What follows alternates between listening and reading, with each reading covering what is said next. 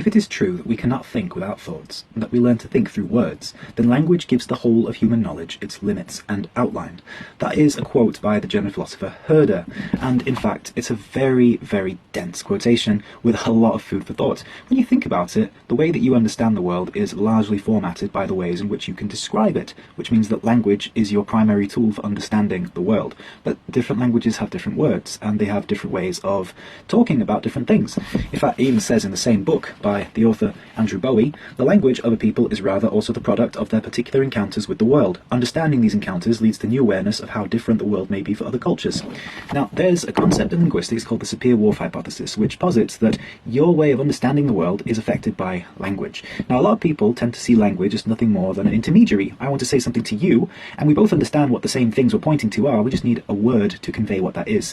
But this has a whole new radical paradigm. This is all based on, well, I see something, I have words that I could use to describe it based on my own language. Perhaps your way of understanding that same thing is different because of your language.